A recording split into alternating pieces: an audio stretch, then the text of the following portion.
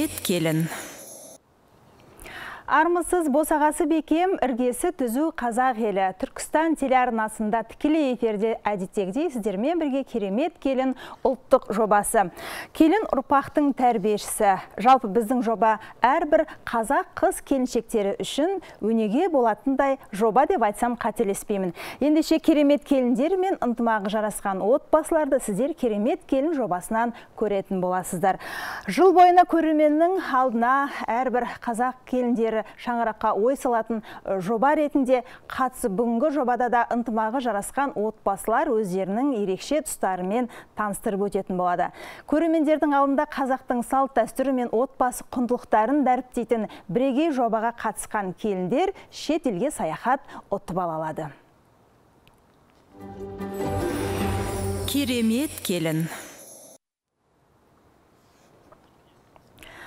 Әр дүйсенбі сайын біз сіздермен тікелей эфирде қауышамыз. Алда 2 сағат уақыт бар, яғни 2 сағатта біздің екі бірдей келініміздің өнерін көре отырып, өз ой пікірлеріңізді жолдауға да мүмкіндік бар. Қазақ айтады, келіннің тәрбиешісі ене, ененің болсын пейілі кеме дейді.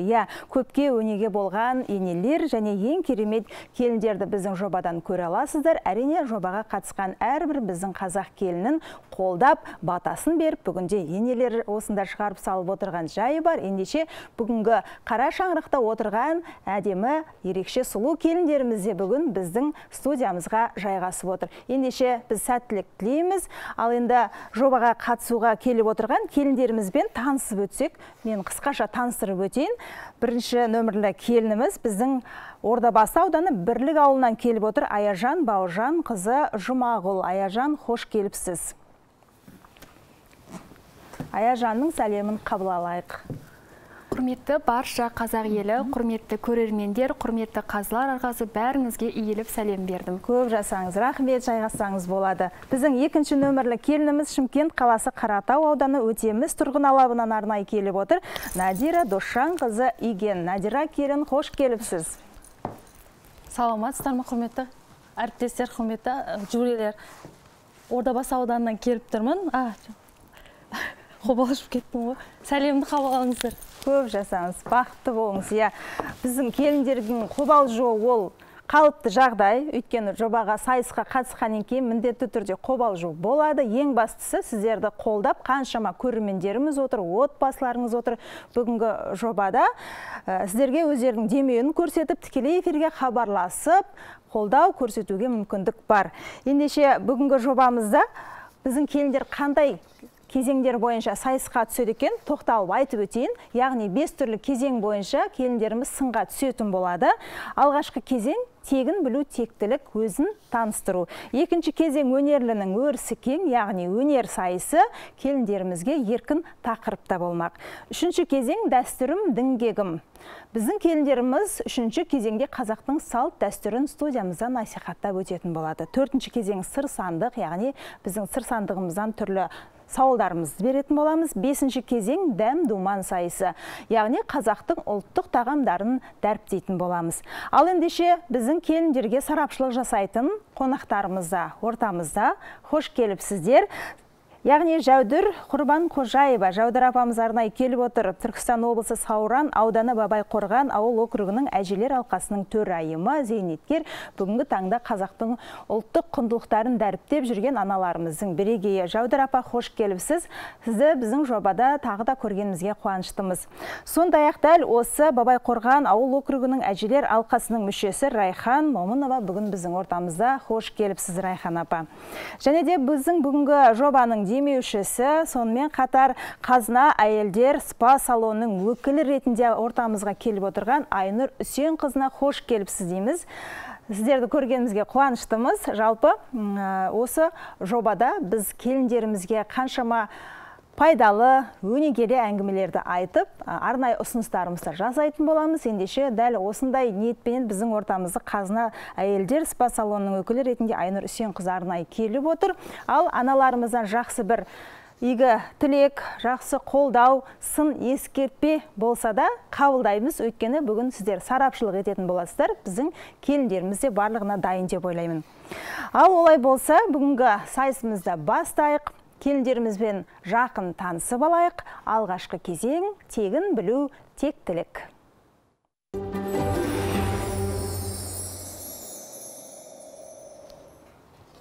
Ал олай болса, Аяжан келіннен бастайық. Аяжан, өзіңізден бастайық. Таныстыра кетсеңіз, қай елдің қызы, қай елдің келінісіз? Мен Ордабасы ауданы, Түркістан облысы Ордабасы ауданы Тоқпалат ауылының қызымын. Руым Тоқпалат және көрші ауылға, Жандар еліне, Бірлік ауылына тұрмысқа шыққанмын. Ары қарай экраннан тамашалаңыздар болады. Бәрекелді. Олай болса, Аяжан туралы арнайы дайындалған бейне материалды біз экраннан қазір тамашалап өтетін боламыз. Жалпы үйдің нешінші келінсіз, Аяжан? Мен үйде жалғыз келінмін. Екі қайнапкем бар. Одан кейін біз. Қара шаңырақта тұрасыз. Қара шаңырақта ата-енемен бірге тұрам. Ата-енеңіздің батасын алып келдіңіз ғой? Бәрекелді. Керемет. Ал олай болса, экранға назар аударайық.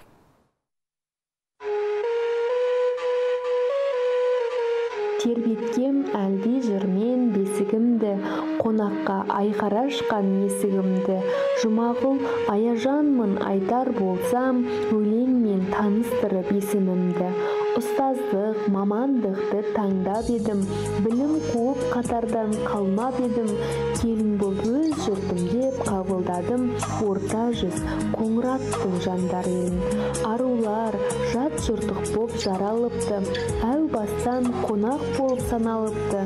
Ұямнан ұштым өмір заңыменен, қайын жұртым жолықты маған мықты. Екі ұл мен бір арудың анасымын, балаларым байлығым қарашығым.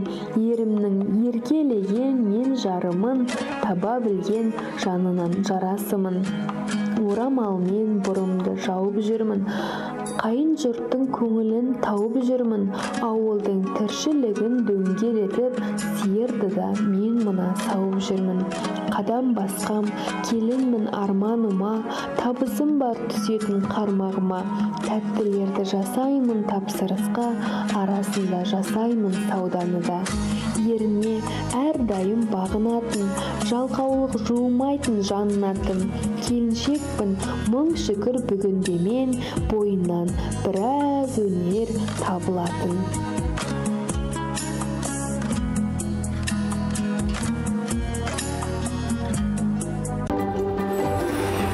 Керемет келін. Бәрекелді, Аяжан, мінекей сізбен жақын танысып алдық. Жалпы біздің жобаға қатысқан керемет келіндердің барлығы да жан-жақты өнерлі, бес аспап келіндер деп айта аламын. Енді бүгінгі жобаға үлкен дайындықпен келген боларсыз, иә? Бұған дейін де сізді осындай жобаларда көрген болатынбыз.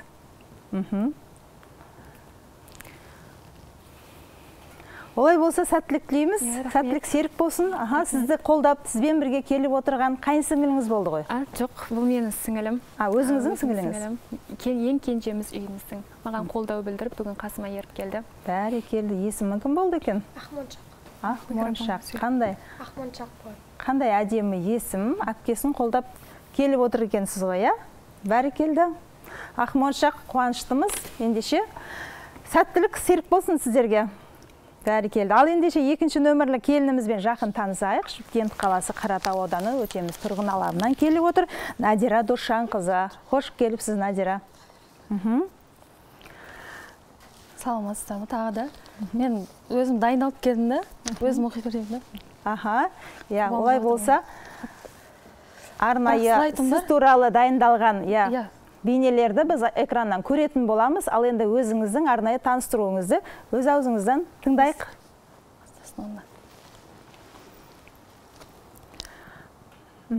Бастай берейін. Бастай беріңіз. Бұйрығымен келіндер сайысының төрі бүгін. Өтемісте келелдің келінімін, таныстырсам өзімді баршаңызға, Наурызбайдай азаматтың өмірлік серігімін.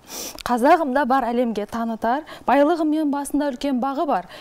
Ерекше бір мойындатар басқа елді, әдет ғұрпы дәстүрі мен салты бар. Ордабасы ауданның Сыпатай елінің тумасымын, ата-анамның қимасымын. Қыз жатшытық дейді ғой атам қазақ, бүгінгі күні енемнің сырласымын. қазағымның дәстүрін ерекше сүйіп өстім. Ата-анамның тәрбиесін бітіп түйіп өстім. Келін болып келгендей өтемістей еліне, мақтау есіп кереметтей келінің күйін кештім. Бәрекелді. Керемет. Үйдің нешінші келінісіз? Мен үшінші келінім. Үйдің үшінші. Екі абысыныңыз бар. Екі абысынан бар. Абысын тату болса ас көп деген дейді. Абысындармен сырласып тұрасыз ғой. Әрине болады. Қасыңыздағы сізді қолдап келіп отырған үлкен қайынсіңіліңіз. Үлкен қайынағамның үшінші қызы. Аты Сезім. Бәрекелді. Сезім, қош келіпсің. Қош көрдік. Бәрекелді Сезім. Нешінші сыныпта оқисың? 7-ші. Жеңгеңді қолдап келдің ғой, Жеңгең жайлы не айтасың? Жалпы жеңгеңмен жиі ақылдасып, ақыл кеңес сұрап тұратын боларсың, Жеңгең қандай сен үшін? Қандай адам? Ақкөңіл, мейірімді. Үнемі жеңгеңнің қасынан табыласың ғой? Бәрекелді, керемет. Ал олай болса, сәттілік тілейміз сіздерге. Ешқандай қобалжымаңыздар. Барлығы да жақсы. Бүгінгі жобаға келіп қатысудың өзі бір үлкен бір өнер деп білеміз. Өйткені осындай жобалар қашанда келіндерді шыңдай түсетіні сөзсіз. Осы келіндік жолыңыздағы үйренген, білген түйгендеріңізді көрерменмен бөлісіп, біздің ұлттық өнерімізді, ұлттық құндылықтарымызды дәріптеуге үлес қосу үшін келіп отырғандарыңыз үшін әрине біздің алғысымыз шексіз. Сіздерге көп рахмет. Керемет келін. Тікелей эфирде керемет келін ұлттық жобасын одан әрі жалғастырамыз. Біз қазір ғана келіндерімізбен танысып алдық. Ал енді біздің әжелеріміздің ой пікірін тыңдасақ деп отырмыз. Жалпы біздің келіндерімізді асықтар арқылы ұпай беріп бағалайтын боламыз. Бір асық 10 ұпайды білдіреді. Яғни ең жоғарғы көп ұпай 3 асық, төмен ұпай 1 асық, орта ұпай 2 асық болып есептеледі. Ендеше Жаудыр апамыздан бастайық. Біздің келіндеріміздің сәлемін қалай қабыл алдыңыздар? Адамды сәлеміне қарап адам таны дейді ғой қазақта. Саламатсыздар ма, құрметті көрермендер, айналайын, ару келіндер, Назгүл ханым. Мына керемет келінге бүгін тағы келіп отырмыз сарапшы болып. Мына айналайын екі келін. Қазақтың енді бұл керемет келін жобасына мықты деген әр ауылдың жақсы келіндері келеді. Ол жаңа қобалжудың өзі заңдылық, сахна киелі жер. Сондықтан айналайын, ол ешқандай айып емес, әкелген өнерлеріңді 5 кезең бойынша әдемі қылып алып шыға беріңдер. Бірінші Аяжан айналайын, мына таныстыруың, мына сәлем сөздің атасы дейді, сәлем беріп, қазақтың салтымен әдемі үйлі бүкіл қазақ еліне сәлем беріп жатсын. Айналайын көп жаса. Мына таныстыруыңды мен 3 асық деп бағаладым. Екінші Назира келін айналайын. Жақсы, мына қолдаушыларыңмен келіп отырсыңдар. Бірінші келіп отырмын деп отырсын. Бәрін көріп отырмыз. Сізде таныстыруыңызға 3 асық. Екі келінге де Жаудыр апамыз 3 асықтан беріп отыр. Райхан апа. Керемет келін жобасына келген екі келінге сәттілік тілеймін. Аяжанға 2 асық, Назираға 2 асық. 2 асық. Айнұр ханым. Сәлеметсіздер ме, құрметті көрермендер, қатысушылар, Назгүл. Мына екі келінге ұпай беретін болсам, 3 асықтан екі келінге де өте керемет таныстыру болды. 3 асықтан. Яғни, бірінші кезең бойынша біздің екі келінімізде 8 ұпайдан жинап отыр екен. Алда әлі 4 кезең бар. Осылайша біздің келіндеріміз өздерінің ұпай сандарын жинап, жобаның соңында қорытындылайтын боламыз. Ендеше біз екінші кезеңге өтетін боламыз, яғни өнерлінің өрісі деп аталады. Біздің келіндеріміз еркін тақырыпта өз өнерлерін ортаға салуға мүмкіндік бар. Екінші кезең өнерлінің өрісі кең.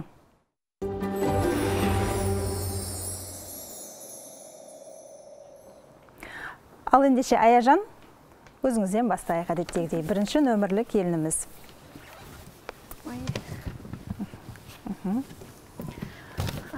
Саламатсыздар ма? Мен бүгін өзімнің өнеріме, өзім тіл маманы болғаннан кейін қазақ тілі әдебиет пәнінің мұғалімімін, бірақ қазірше жұмыс істеп жатқан жоқпын, үйде баламен отырғандықтан өзімнің ішімдегілердің барлығын күнделікке түсіретінім бар. Солардың бірін сіздерге оқып берейін. Келіңіз, ортаға келе қойыңыз.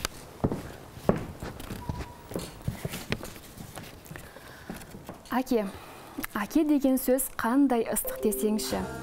Әкенің ыстық алақанын ұстасам, кеудеме қанат бітіп, жазық далада құс сияқты ұшып жүргенде сезінем. Әкенің мейірімі басыңнан сипап, қызым деп күле қарағаны күн нұрындай жылулық. Жылы жүрегінен шыққан әрбір сөзі менің жүрегіме барып, өзеннің ағысындай болып құйылып жатыр.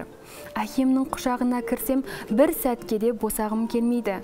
Әкенің құшағы сондай мейірімге толы, ыстық ұя, және мен шығып көрген ең құзарлы шыңда әкемнің иығы болмақ. Әке деген кім? Әке деген былдырлаған бала тілден бал тілді сөздер шығып, сенің тай-тай басқан әр қадамыңа қуанатын әке.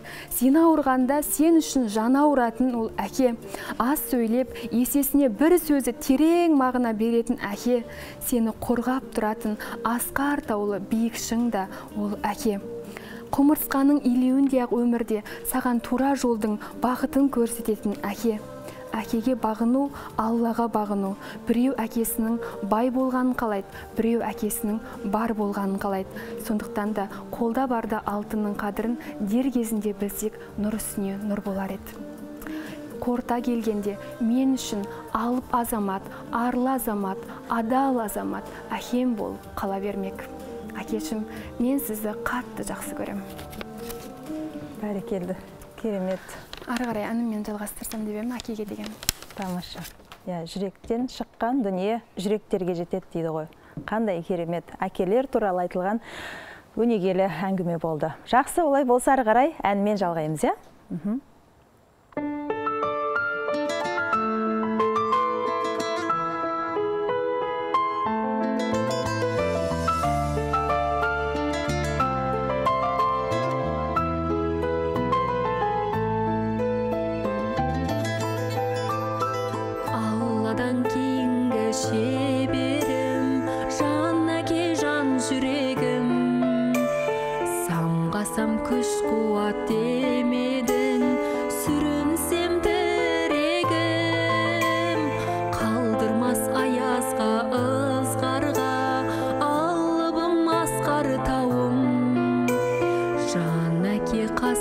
Сіз барда арайлы әр таңым, әр қашанда биік көретін мен басқадан.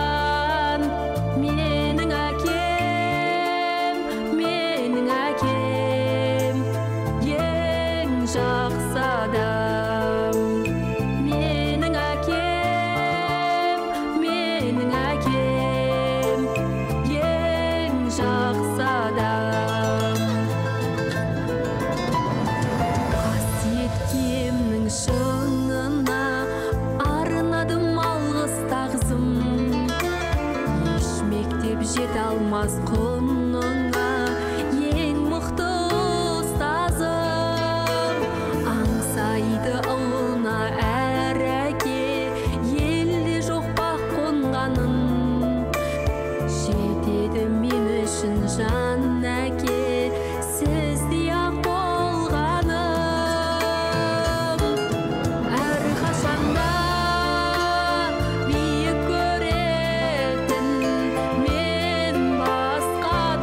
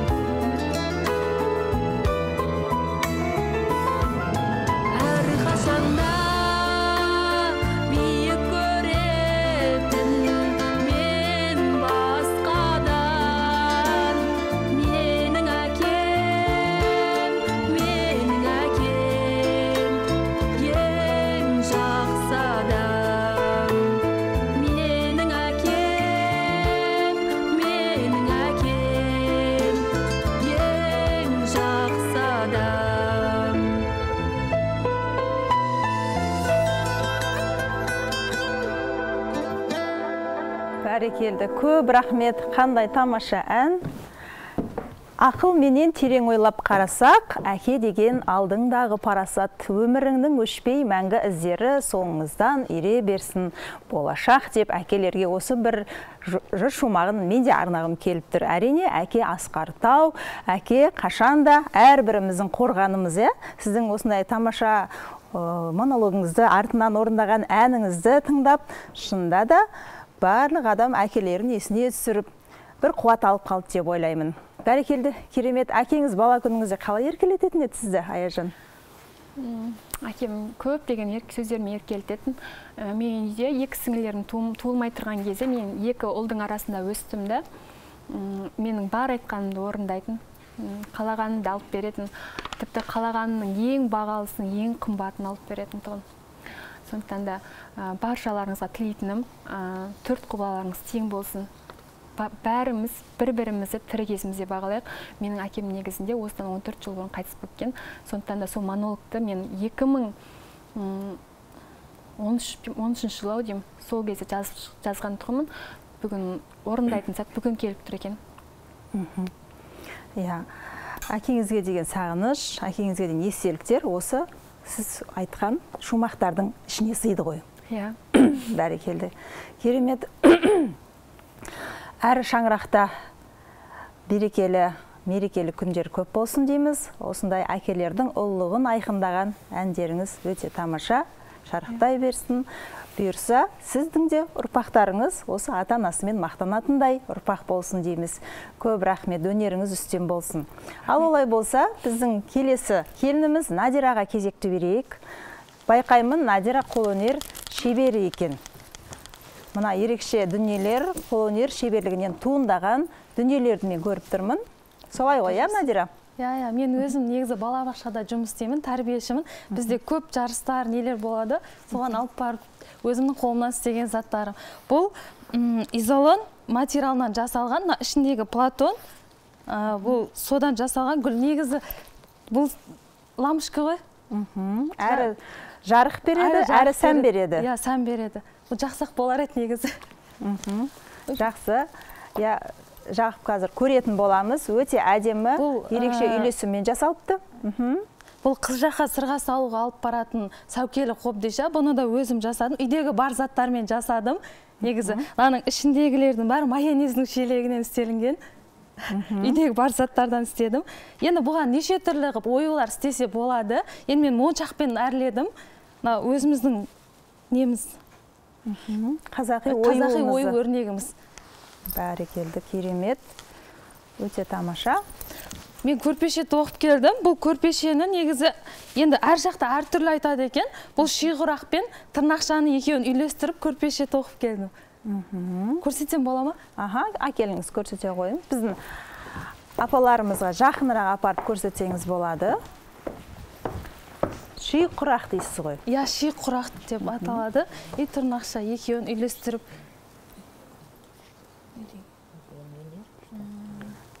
Енді өзім сәл тігіншілікке жақын едімді. Мұғалім болған екен, балабақшада жұмыс істеген.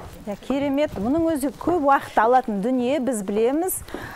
Шеберлікті талап етеді, сабырлықты талап етеді. Солай ғой.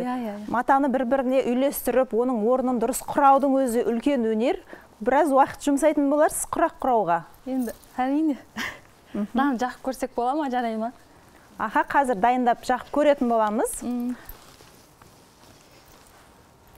Балалармен жұмыс істейсіздер. Балаларды да осындай шеберлікке баулып үйрететін боларсыздар. Әрине, енді балабақшада өзі балалар сомен не қылады ғой. Қазіргі балдар өте, былайша айтқан кезде, тез қағып алады. Жылдам, қарқынды дамып жатыр деп жиі естіп жатамыз. Сол қаншалықты рас, енді тәрбиеші маман болған екен, сізден сұрағым келіп тұр. Енді әртүрлі, не ғой, 100%-ке бәрі дамымаса да, енді ішінде өзі болмысына қарай барлығы. Енді қазір 22 балам бар, 22 баланың полный емес, бірақ уже 80%-і өзіме қарай икемделіп жатыр. Өзіме қарай. Екінші анасындай болып кеттіңіз ғой, Екінші анасындай болып кеттік, Балалармен жұмыс істеу қиын ба, қызық па, қалай жалпы? Енді барлық нәрсенің оңай несі болмайды ғой. екі жақтан да болады, қиыншылығы да болады, оңайшылығы да болады. Қазіргі балдар қиын ғой негізі, өте қиын қазіргі бал. Тек қана алдап қана өмір сүресін олармен. Қиын қазіргі балдар. Негізі андай ғой, магазиннен сатып алған нәрседен көрі қолдан жасаған дұрыс екен да, олар соларға қызығады екен да, қол өнер бәрібір қолдан жасалған заттарға олар керемет қызығып қарайды. Енді балдарымды осымен қызықтырып жүрмін, осындай заттармен. Бәрекелді.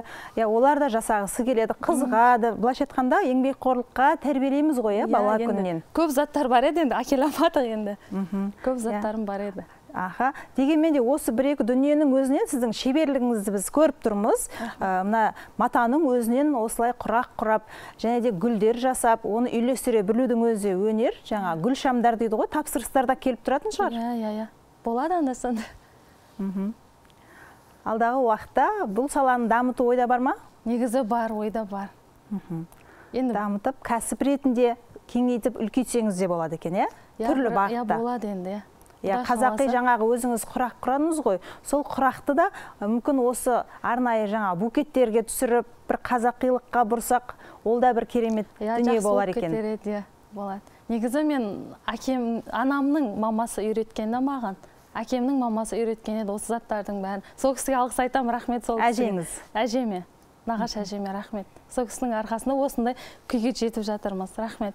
Бәрекелді, Мінекей, қарты бар үйдің қазынасы бар дейді ғой, әжелеріміз дария, олардың көргені көп, олардан үйренгенімізді біз кейінгіге үйретіп жатсақ, оның өзі бір көрегенділіктің, бір өнегенің ізгісі деп білеміз. Бәрекелді. Олай болса шеберлігіңіз шыңдала берсін, тәрбиелеп жатырған біздің бүлдіршіндерімізге осындай ұлттық құндылықтарымызды бойларына сіңіріп, жақсы бір еңбек сүйгіштікке тәрбиелей беріңіздер. Бәрекелді. Ал олай болса біз апаларымызға сөз тізгінін береміз. Мына екінші кезең өнерінің өрісі кеңдейді. Бірінші Аяжан келіннен бастадық, айналайын. Мына қазақта да өнерлі адам, киелі адам дейді. Өнермен ертеде ата-бабаларымыз бүкіл елді асыраған, әулетін асыраған. Бұл Алладан келетін қасиет екінің біріне бере бермейді бұл өнерді. Мына керемет, мына Аяжанның айналайын өзің жаңа монологты оқыған кезде өзімнің 17 жыл бұрын қайтыс болып кеткен әкем көз алдыма келді. Жердің ең биік жері тау ғой. Қазақта әкені тауға теңеп, асқар тауымыз деп, әке келе жатса, әкелерің келе жатыр деп аналарымыз бізді сондай тәрбие берді. Айналайын сенің оқыған өлеңіңе, айтқан әніңе қарап әкеңнің өте тұлғалы азамат болғанына риза болып отырмын. Әзір мысалы осы әкелердің жаңағы биіктігін қайта қолға алып жатыр. Өйткені майдаланып бара жатыр. Керемет әке болған екен, айналайын. Жақсы тәрбие берген екен. Ибалылық та бойыңда, жақсы қасиетте. Жаңағы оқыған монологыңа осынша жасқа келіп 60-тан асып отырмын мен өзімде. Көзіме жас келді, жүрегіме жетті. Айналайын, өнерің керемет, өте жақсы, әуенің де жақсы екен. Монологты да керемет естелік қып жазады екенсің. Қанша мысалы күйбең тіршілік, біздің қазақтың келіндерінің жұмысы деген жұмыс, қонақ күтуі бар, оңай емес, балашаға тәрбиелеуі бар, мына қоғамдық жұмысың бар дегенде. Соның бәріне уақыт тауып отқан өзіңде жүрегің кең, мына керемет келінге келіп отыруының өзі содан ғой деп ойлаймын. Келудің өзі үлкен мәртебе ғой, Назгүл, айналайын. Мына әр келген сайын Назгүл қызымызға рахмет айтамыз. Осындай бүкіл мына түркі әлеміне қазақтың келіндерін мынандай болады деп таныстырып жатқан өзіңе алғысым шексіз. Айналайын, сонымен саған 3 асық беремін. Екінші, айналайын Назира келін, екеуіңде өз балдарыңды қоса елдің де баласын тәрбиелеп отыр екенсіңдер. Балабақшадағы тәрбиешілер немерелерімізден андасында барғанда көреміз, оңай емес. Әр үйдің бұзығын әдемелеп жолға салу деген 80% жобалап өнерге келді дейді. Негізі өзімде ұстаз болғам. 1 жыл болды пенсияға шыққаныма. Қолмен ұстап, өзі үйренгенге ең керемет тәрбие сол. Дайын нәрсенің қадірі болмайды ғой. Мына өнерің өрге жүзе берсін. Мына ұлттық құндылықты сәукелермен әдемі тойбастар істеп жатыр екенсің. Жаңа ғана Гүліңе де Назгүл айтпақшы, бір қазақтың бір белгісін қосып жіберсең, нұр үстіне нұр болады. Сізге де 3 асық керемет. Бәрекелді, рахмет. Райхан апамыздың пікірін тыңдайық. Біз Жаудыражиге қосыламыз. Аяжанға 3 асық, Назираға 2 асық. Аяжанға 3 асық. Апамыздың айтып жатқан сөзіне қосыламыз. Керемет барлығын айтып шықты. Екі келінге де рахмет. Жүрекке жеткізіп өлең оқыдыңыз. Сіз де өзіңіздің өнеріңізді көрсетіп жатырсыз. Қазақи нақышта қолдан тігеді екенсіз. Ол да оңай емес. Менің де анам тігінші. Білемін ол еңбектің қандай екенін. Сол себепті екі келінге де 2 ұпайдан беремін. Екі келінге де 2 ұпайдан, е?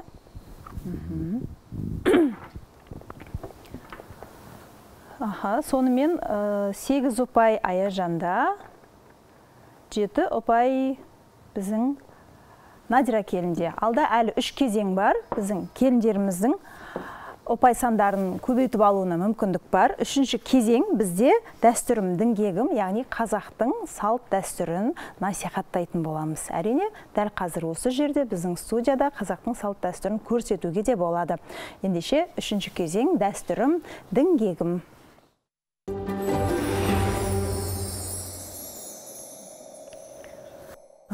Олай болса, бірінші нөмірлі Аяжан келінен бастаймыз. Және де мен көрермен қауымның тағы да есіне сала кетейін. Біздің бағдарлама тікелей эфирде жүріп жатыр. Келіндерімізді қолдап, қоңырау шалсаңыздар болады. Өз пікірлеріңізді білдірсеңіздер, қымбатты көрермендер. Мен бүгін салт дәстүрім діңгегім айдарына қазақ негізі салт дәстүрге өте байғалық. Солардың ішінен байғазы беру дәстүрін алып келдім.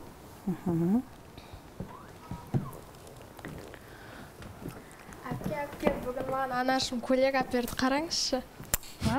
Қандай әдемі көйлек мынау? Күшті екен. Тоқта, мен саған қазір өзіміздің қазақ салт дәстүрінде байғазы беру деген дәстүр бар. Сол дәстүрді жаңғырта отырып, мен саған сол өзімнің байғазымды берейін. Қазақта салт байғазы дәстүрі жас балалар, жас өспірімдер өзіне жаңа зат, жаңа киім сатып алған кезде берілетін дәстүр екен. Сол дәстүрді мен саған жаңғырта отырып, мен саған өзімнің байғазымды берейін. Мына көйлегің үстіңде тозсын, өмірің озсын. Алла қаласа артынан ерген сіңілеріңде киіп тоздыра берсін. Рахмет, әпке. Алла болсын. Бәрекелді. Олай болса, байғазы беру дәстүрін қазір ғана көз алдымызда көрсетіп берді, біздің Аяжан келін. Бәрекелді. Енді түсінікті болды деп ойлаймын. Қысқа нұсқа кезек біздің Надира келінімізде.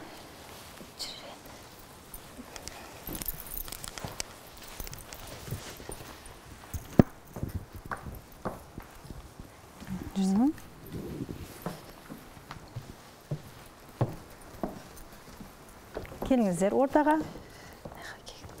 Ортаға, мына жаққа келе қойыңыздар.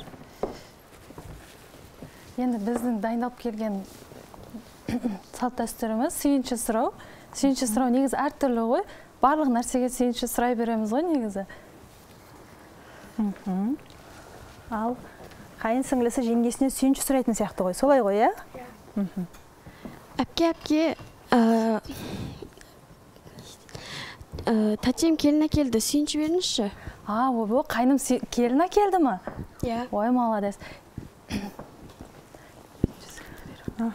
Сүйіншімізді береміз ғой енді. Сүйіншімді берейін, сүйіншіме қолымдағы күміс жүзігімді берейін. Негізі сүйінші дегеніміз балаға да әртүрлі нәрсеге сүйінші сұрайды ғой негізі. Біз осы жерде дайындалдық, бұл тапсырмаға негізі. Сүйіншімен бірге енді табалдырықта келін аттап жатыр екен. Бата сұрайын сіздерден. Бата беріңіздер. Мен осы жерге келгеніме бата бер жерсеңіздер.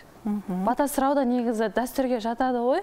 Бата бер жерсеңіздер. Сіздерден үлкен бата алсам, енді бата мені жер көгерер дейді ғой.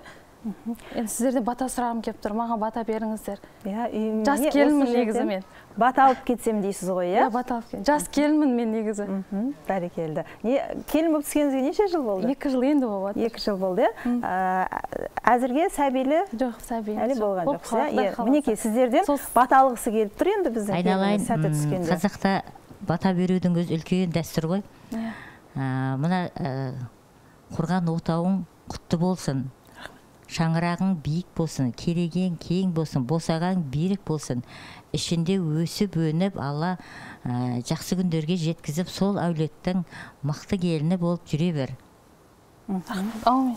Ол қыздарың көп болсын десеңізші, иә? Ол қыздарың көп болсын, үйің толған, балашаға болсын, қораң толған мал болсын, өсіп өнуді Алла жазсын. Әмин. Мінекей апаларымыздың көп жасаңыз. Мінекей апаларымыздың бүгін батасын алып, елге осылай бата алып қайтып отырсыз. Ендеше мұның өзі де бір тамаша. Осы аналарымыздай елдің анасы болыңыздар. Бұйырса, ол қыз сүйіп, перзент сүйіп, өз перзенттеріңізді тәрбиелей беріңіздер демекпіз. Керемет келін. Тікелей эфирде Керемет келін ұлттық жобасы 3 кезеңді артқа тастадық. Біздің келіндеріміз қазір ғана қазақтың салт дәстүрін дәл осы жерде көрсетіп берді. Бірі байғазы, бірі сүйінші сұрау, бата беру дәстүрлерін дәл қазір біз көрдік. Ал енді біздің апаларымыздың ой пікір қандай екен? Қаншалықты көрсетіп жеткізе білді бұл дәстүр жайында? Қаншалықты аша білді біздің келіндер? Мына 3-ші кезең дәстүрімдің кегім деп аталады. Қазақ дәстүрге өте бай халық қой. Не деген дәстүрлеріміз бар, мақтан тұтатындай. Сондай дәстүрлеріміздің бірі Аяжан байғазы беру дәстүрін көрсетті. Мына балалар, үлкендер үстіне әдемі киім киіп келген кезде байғазы сұраған, байғазы берген.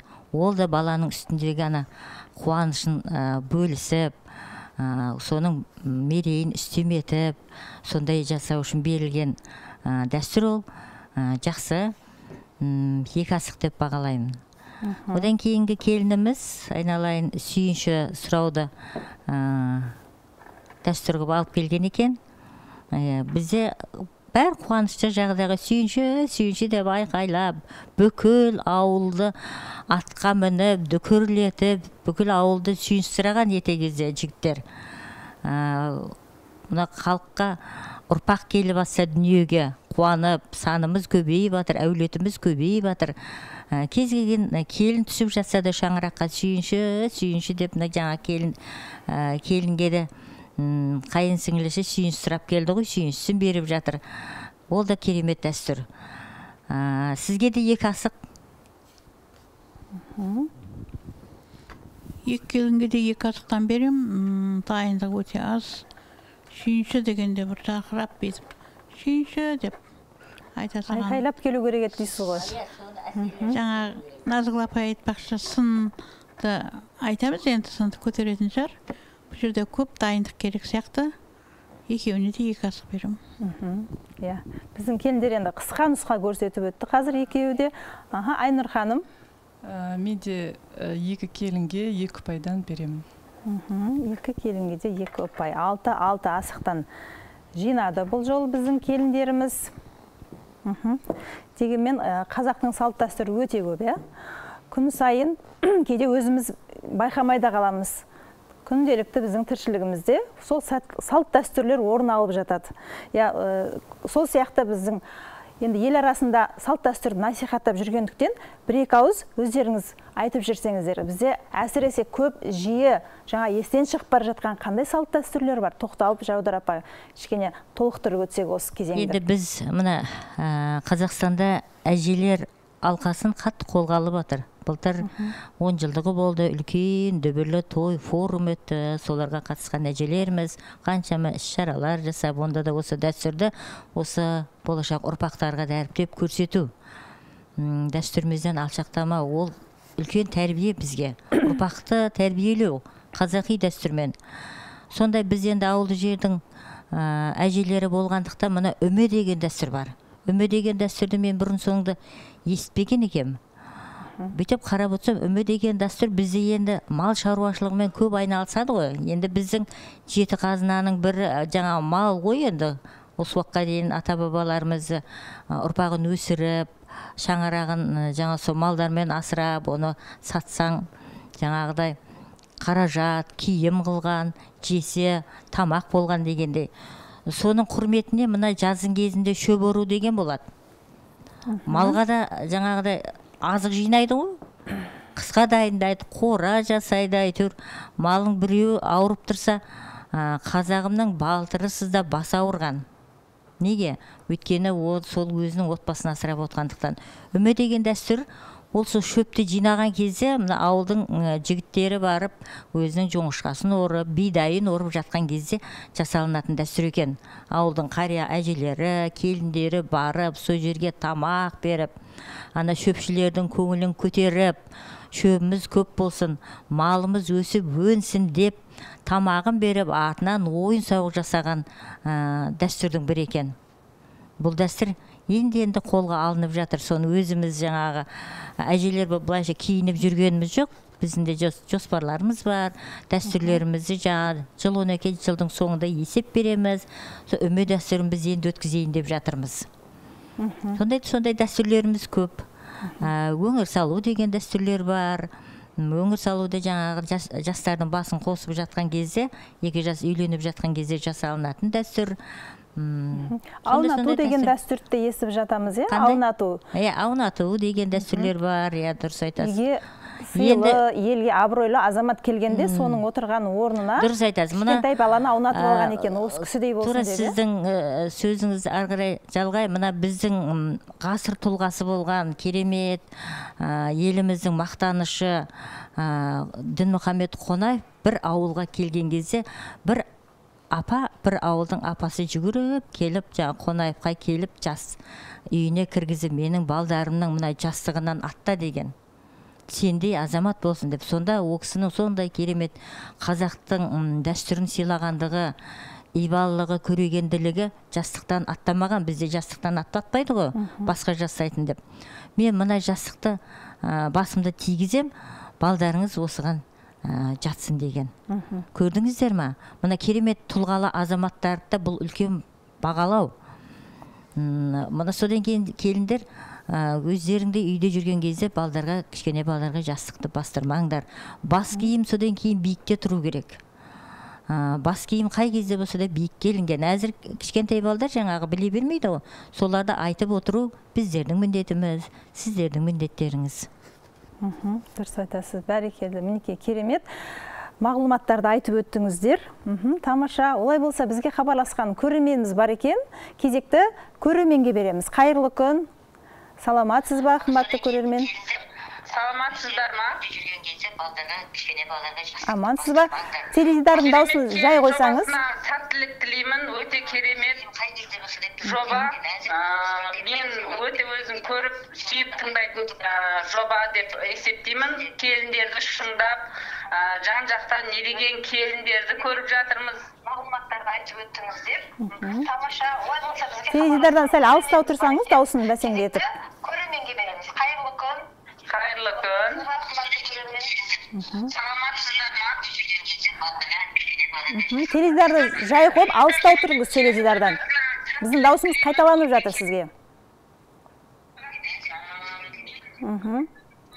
Біздің келіндеріміздің қайсысы сізге ұнап жатыр? Келіндеріміз жайлы не айтасыз?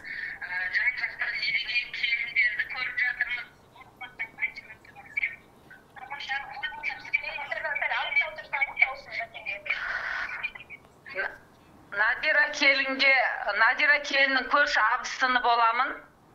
Есімім Баян. Надира келінге сәттілік тілеймін. Өте қарапайым. Көрген кезде сәлемі түзу, иіліп сәлем береді. Ауылдың 2 жыл болса да келгеніне ауылдың бетке тұтар тәрбиелі, ізетті, үлгілі келін деп есептеймін. Барлық осы келіп жатқан керемет келінге келген келіндерге, 2 келінге де сәттілік, екеуі де өте керемет келін. Сәттілік тілеймін сіздерге. Рахмет хабарласқаныңызға, қолдау танытқаныңыз үшін алғысымызды білдіреміз. Осындай біздің керемет келіндерді біздің жобадан көре аласыздар. Өзіңіздің жақсы бір тілегіңізді жолдап жатырсыз. Даусымды берем деп жатырсыз. Бұйырса, алда бір апта бойына дауыс беру жүреді. Түркістан телеарнасының YouTube желісінде біз екі келінімізге арнайы бейне материал жасап, көрерменнің назарына ұсынатын боламыз. Бір апта бойына дауыс беріңіздер, келіндерімізді қолдаңыздар. Келесі кезеңге екі келініміздің бірі өтетін болады. Хабарласып, қолдау танытқаныңыз үшін көп рахмет, Баян ханым. Рахмет. Мінекей көптің алғысына бөлене беріңіздер, лайым. Жалпы біздің жоба жыл басынан бері жалғасын тауып жатыр. 2-ші маусым. Қаншама келіндер келіп бақ сынап жатыр. Бұйырса, біз осы 2-ші маусымның 6 айлық қорытындысында жоспарлап өткізу алдағы уақытта біздің игі жоспарларымыздың бірі. Біздің жобаға қатысқан барлық келіндер бір-бірімен ынтымағын жалғастырып, ұлттық құндылықтарымызды дәріптеп, бір ортада үлкен бір жақсы дамушы ортада қалыптасқан игі бір кездесу болады деп жоспарлап отырмыз. Жыл басынан бері қатысқан барша келіндерді осы жобадан көретін боласыздар. Алдағы уақытта бұйырса сіздерге тың мәліметтерді, ақпараттарды ұсынатын боламыз. Біздің жобамыз жылдың соңына дейін жалғасатын болады. Егер де осы жобаға әлі де қатысамын деп ниет етіп жүрген келіндеріміз болса, мархабат. Алда тамыз айы, қыркүйек, қазан, қараша айларында да сіздер өз бақтарыңызды сынап жобаға қатысуларыңызға болады. Ал желтоқсан айында біз ақтық мәреде әр айдың үздік келіндерін тағы да сахна төрінде сынға салатын боламыз. Арнайы сыйлықтарымызды, шетелге саяхаттарымызды сыйлайтын боламыз. Ендеше жүлдесіз қалмаңыздар. Ең бастысы жобаға қатысып атсалысыңыздар, бағыңызды сынап көріңіз, қазақтың ұлттық құндылықтарын дәріптеуге атсалысыңыздар деп барша келіндерге мен айтып өткім келіп тұр. Ал олай болса, біздің бүгінгі жобаға арнайы өзінің әнін алып келіп отырған Жәудір апамызға мен кезекті бергім келіп тұр. Ортаға сізді шақырғым келіп тұр, Жәудір апа. Қазақи құндылығымызды дәріптейтін біздің рухты әндеріміздің бірін қазір орындап берсеңіз деп едім. Мұны ел іргесін қатайтатын сол елдің аналары ғой, айналайын жас аналар, дана ана болыңдар, еліміз аман, жұртымыз тыныш болсын. Мына Бекболат Тілеухановтың «Елім менің» деген ән орындап берейін.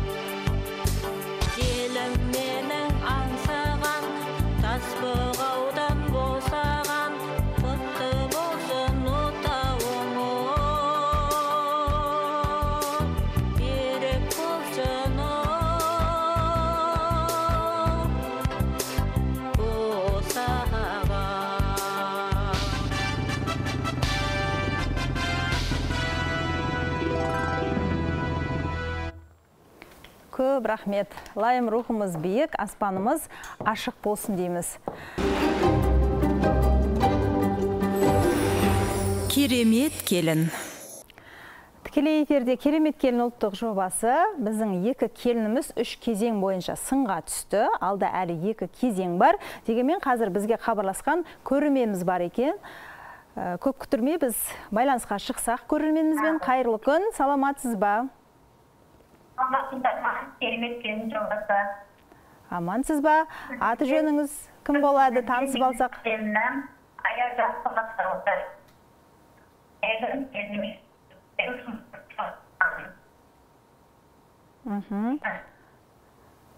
Байланысымыз жақсы орнамай тұрған сияқты.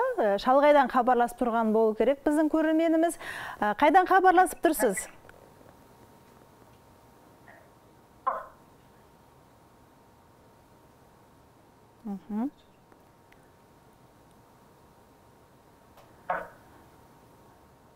Сіздің даусыңыз бізге жақсы естілмей тұр. Мүмкін қайта хабарласа жатарсыз.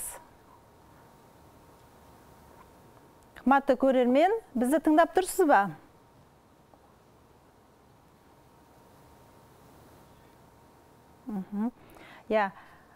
Байланыс жақсы орнамай тұрған сияқты. Көрерменіміз қайта хабарласа жатар. Біз сіздің қоңырауыңызды күтеміз, қайтадан хабарлассаңыз деп едік. Олай болса біз енді 4-ші кезеңге өтсек, біздің келіндерімізге сырсандықтан дайындаған сауалдарымыз бар. Келіндеріміз қаншалықты дұрыс немесе бұрыс жауап береді екен, соған лайықты бағаларын алатын болады. 4-ші кезең сырсандық.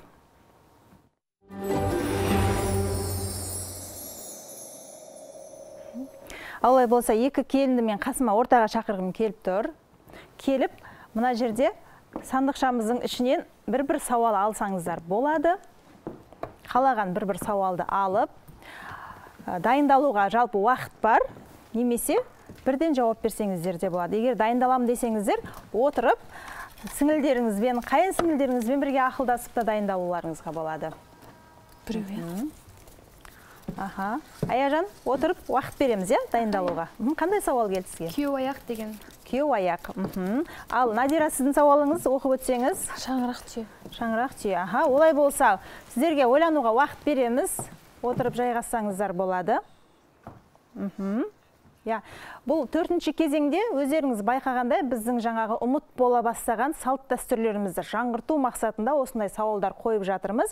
2 келінімізде осындай ұмыт болған сауалдарға қазір жауап беретін болады.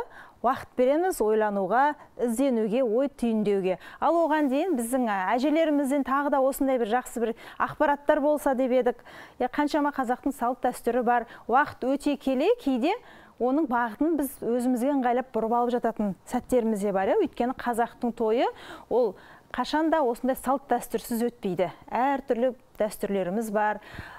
Жалпы осы ұзатылып бара жатқан қыздың да мойнына кейде қызыл орамал тағып жіберіп жатамыз. Осыны бір жерде дұрыс дейді, бір жерде бұрыс дейді. Соған қаншалықты өздеріңіздің ой пікірлеріңізді қосар едіңіздер? Қазақтың дәстүрлері көп деп жатырмыз ғой. Мына Кеңес одағы кезінде 70 жыл соның аясында өмір сүрдік қой біз. Дәстүрлерімізді бұлай дәріптеген емеспіз. Біз мына тәуелсіздік алғаннан кейін барып, өзіміздің ата-бабаларымыздың ұлттық құндылықтарына, дәстүрлеріне үңіле бастадық. Енді сол жақсы біздің әзіргі дәстүрлеріміз, мына тұсау кесер, Кеңес одағы кезінде ешқандай тұсауымыз кесілген емес өзіміздің. 62-ге кеп отырмыз ба? Тұсауымызды кескен емес, азан шақырып ат қойған емес. Әйтеуір жаңағы куәлігіміз бар, әйтеуір төлқұжатымыз бар, сонымен келгенбіз. Әзірге бір жақсы қуанарлығы, дүниеге сәби келсе шілдехана жасап жатыр, бесік той жасап жатыр, тұсауын кесіп жасап жатыр, тұсау кесер, шілдехана бәрі халықпен ете сіңісіп кетті. Ол да өте қуанарлық жайт. Өйткені әр келген ұрпақтың ол бағасын арттыру болып есептелінеді. Жақсы адамдарға, мысалы, сол елдің сыйлы, құрметті әже аталарына, содан кейін мына қарапайым, мына қолға су құю дәстүрі бар. Қолға су құюда балаға құйдырған. Неге? Өйткені мына шаңыраққа үлкен жыраулар, ақындар, үлкен аузы дуалы абыз ақсақалдар келген кезде балдарға су құйғызған. Солардан бата алған, жаңағы келінде бата алып жатыр ғой. Батаменен жаңағы ел көгерер, жаңбырменен жер көгерер деп босқа айтпаған. Батаны көп алған жаңағы қабыл болады деп жатады ғой. Соның әсері болады. Қолға су құйған кезде жақсы сөз айтқан, жаңағы қариялар өркенің өссін, үлкен жігіт бол, елдің мықтысы бол, батыры бол дегенге баланың мерей үстем болып, содан кейін баталады. Бата алғысы келе береді, қолға су құйғысы келе береді. Сонымен өскен ұрпақтарымыз. Әзір соның өзінде бізде жайлап немерелерімізге үйретіп жатырмыз. Ана қариялардың аяқ киімін туралап, сүйеп жіберіп, жаңағыда қолына су құйып жіберудің өзі де қариялар өркен өңесін, айналайын кімнің баласысың десе, соған бала марқайып жақсы сөз жан семіртеді ғой. Көңіліне медеу болады, мына адамның өмірін жаңағы жақсы сөз қорғап тұрады екен ғой, жаңағы төбеңде жаңағы қорғаушы болып қабыл болады екен. Сондай дәстүрлеріміз көп болсын, ибалы, инабатты ұрпақтарымыз көп болсын. Сондай әжелер болып, біздерде сол немерелеріміз жетектеп, барлық тұлғалы азаматтың бәрін, қазақтың зиялы қауымының бәрін әжелер жетектеп, әжелердің жаңағы мықты әдемі ертегілерімен, әңгімелерімен, ақын жазушылардың жырдастандарымен өскен ұрпақтар екен ғой соның бәрі. Сондықтан сіздер де тәрбиеші екенсіздер, екі келінді. Біріңіз ұстаз, біріңіз жаңа балабақша тәрбиешісі. Ұрпақтан елдің баласын тәрбиелей беріңіздер. Елі мықты, жаңағы анасы мықты елді жау алмайды. Мына айналайын бастарындағы ақ жаулықты еш уақытта біреуге сыйлауға болмайды. Ол деген сіздің сол елдің анасы екеніңіздің белгісі. Ақ жаулықтарын кірше алмасын. Бізде дүние жүзінде бірінші ақпан күн ақ жаулық күнінде бостан-босқа қойған емес. Оны ақ жаулық деп аталуында үлкен себебі бар. Ерте кезде бір елді, сол елдің ер азаматтарының бәрі, мына ата-бабаларымыз көшіп қонып жүрген ғой.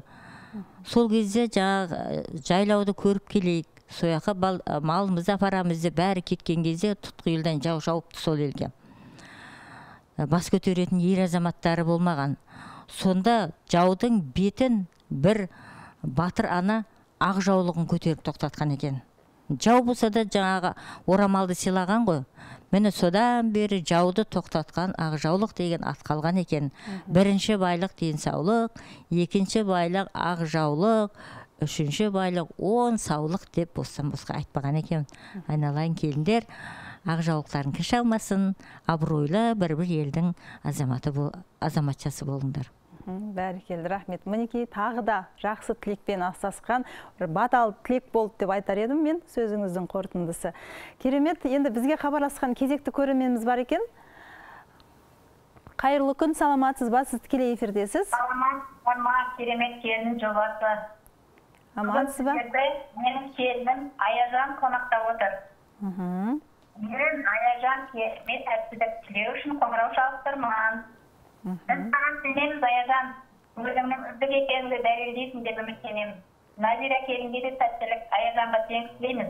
Апам Күлайша. Бәрекелді. Келініңіз жайында тағы да бір-екі ауыз ой пікір айтып өтсеңіз.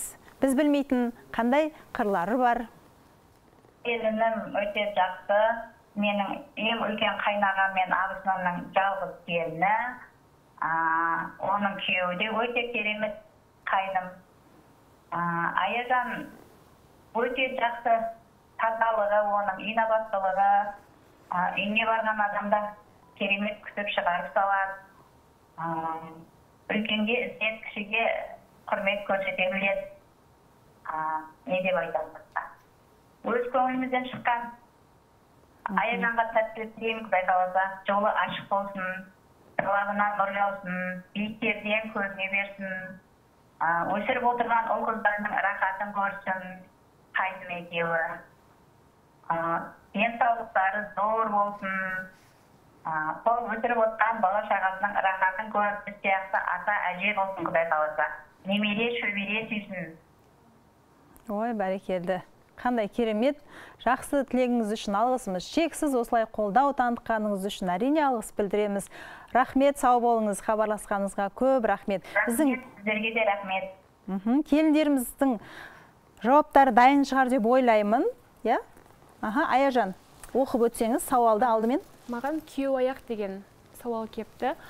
Негізінде біз ежелден қазағымыз қазақ болғалы, елден салт дәстүрімізбен елден ерекшеміз.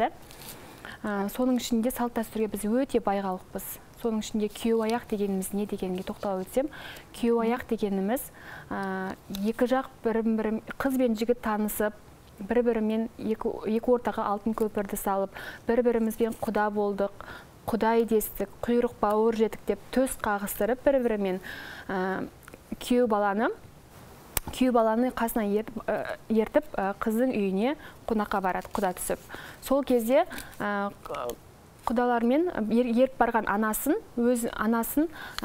күйеу бала қайтып үйіне әкеп тастайды. Оны бізде дәстүрімізде күйеу аяқ деп атайды.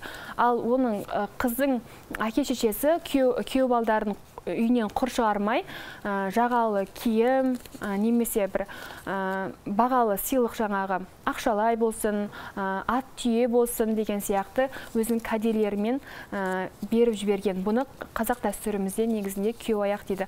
Бірақ негізі бұл қазір бұны дәстүрлеріміз шыны керек жоғалып бара жатыр ғой. Жақсы, жауабыңызды қабылдайық. Енді менің қолымда да негізгі жауап тұр. Қазір оқып өтейін. Сіздің берген жауабыңызбен қаншалықты сай келеді екен. Күйеу аяқ ол қазақтың ғұрпы. Жігіт қалыңдығын алғаннан кейін әдеп бойынша енесін қошеметпен өз үйіне апарып салады. Ал ата енесі күйеу баласына ірі мал атайды. Мұны күйеу аяқ дейді. Жалпы байқап бағамдап отырсаңыздар деп едім, бәрекелді.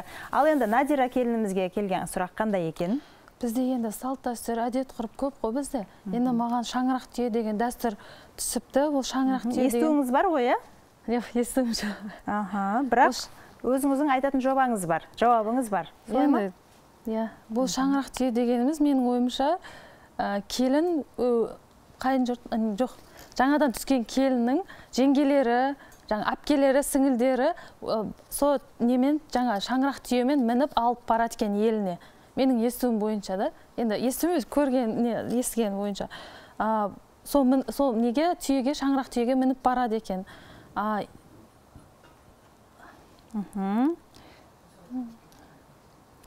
Ұзатылып келе жатқан қыз ба?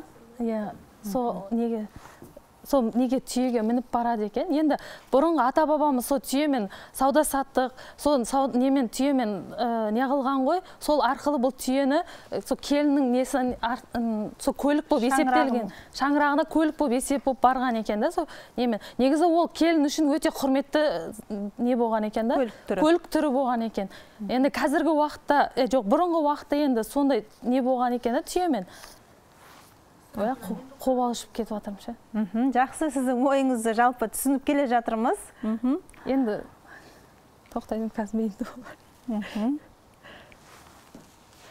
Оған, ол келінге негізі ол түйемен мініп келгенде, оған бөтен адамдарды мінгізбейді екен да. Оған тек қана келін жаңа сіңілдерімен келеді екен.